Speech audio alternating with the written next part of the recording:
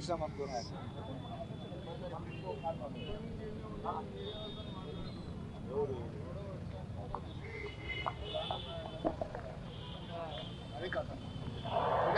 వాడనట్ట daily వాళ్ళకు వచ్చి ఇబ్బంది పెట్టారు.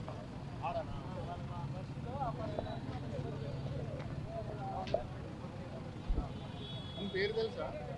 ఏదో ఇందాకనే అన్నారు, ఇందాక పేరేమో అన్నారు కదా, సంతోషం ఏదో అన్నారు పేరు. అతని పేరే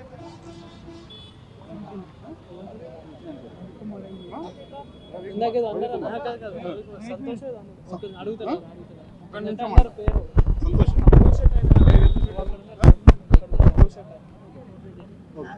నాగరాజు.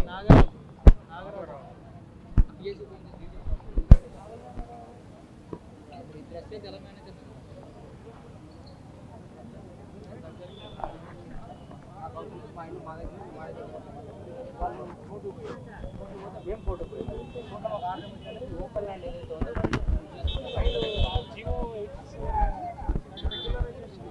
మేము అప్పుడే కొన్ని రిజిస్ట్రేషన్ చేస్తున్నాం సార్. రిజిస్ట్రేషన్ చేస్తున్నాం కొన్ని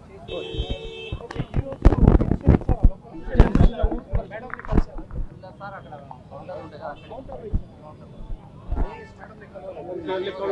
ఇక్కడ ఏమైంది సార్ ఇక్కడ ఏంటి మేము అక్కడికి వెళ్ళి వచ్చినాము, ఇవ్వడానికి వచ్చినాము. ఇక్కడ మీడియా వాళ్ళకి ప్రాబ్లమ్స్ ఏంటంటే సౌకర్యం అయితే ప్రాబ్లం అని చెప్తాం.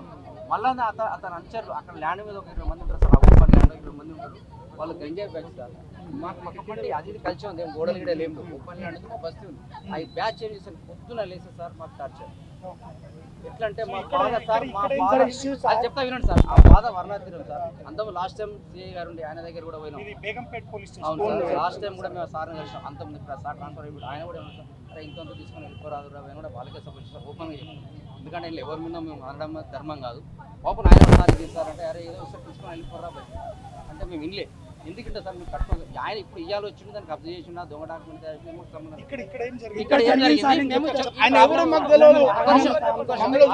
పారిపోవడం అవసరం. ఆయన ఎవరో తెలియదు. అందరూ అన్న వాళ్ళు అందరూ మమ్మల్ని అడుగుతుంది ఈసారి అన్ని వాటిలో అని చెప్పుకున్నాం.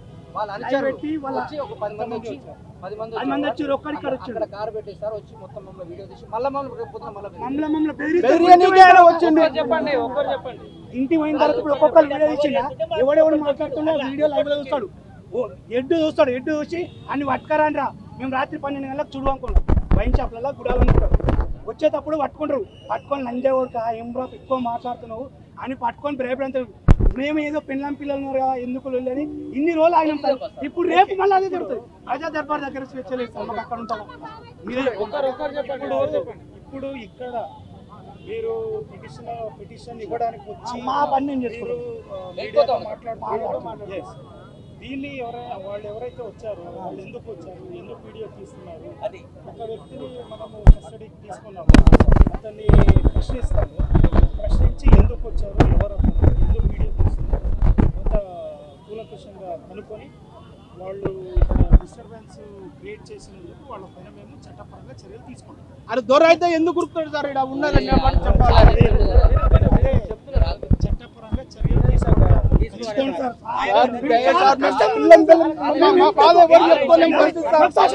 స్వతంత్రం రాలేదా? భారతదేశంలో లేమా? ఇక్కడ జరిగిన దానిపైన నేను వెస్ట్ జోన్ కాబట్టి దానిపైన స్వేచ్ఛ లేదు సార్. యాక్షన్ స్వేచ్ఛ లేకుంటే మా ఇళ్ళలో ఎలా ఉండగలుగుతాం? ఇళ్ళల్లో ఎట్లా ఉండాలి? తెలంగాణ పొద్దునక రౌడీలు వచ్చి మమ్మల్ని బెదిరిస్తుంటే మేము ఎలా బతకాలి? దానిపైన ఖచ్చితంగా యాక్షన్ తీసుకుంటే ఇక్కడ జరిగిన దానిపైన తర్వాత మీది ఏదైతే భూ సమస్య ఉందో మీ ఇంటి సమస్య అది ఇక్కడ మన బేగంపేట పరిధికి వస్తుంది. ఈ పిటిషన్ తీసుకొని పోలీసు ఎంక్వైరీ చేసి మీకు ఆల్రెడీ ఎవరైతే ఇల్లు కట్టుకుని ఉన్నారో అది నాకు వాస్తవాలు తెలియదు, మీరు చెప్పిన దాన్ని బట్టి చెప్తున్నాను. ఎవరైనా ఇల్లు కట్టుకొని అక్కడ ఎన్నిళ్ళు వాళ్ళని ఎవరో డిస్టర్బెన్స్ చేయకుండా పోలీస్కి ఇక్కడ నుంచి వినండి. అక్కడ మీరు ఇల్లు కట్టుకొని ఎవరైనా ఉంటున్నారు వాళ్ళ మీ పొసెషన్ని ఎవరైనా డిస్టర్బెన్స్ చేస్తున్నారు, ఇబ్బంది పెడుతున్నారు అనేది ఓకే, రైట్, ఓకే. సో ఇట్లాంటి ఇల్లు కట్టుకొని ఉన్న వాళ్లకు మీకు ఎవరైనా బెదిరిస్తున్నారు, ఇది చేస్తున్నారంటే పోలీస్కి అక్కడ మీ పరిధి పోలీస్కు చట్టపరంగా చర్యలు తీసుకోండి, ఎవరు ఇబ్బంది పెట్టకుండా చూసుకోండి.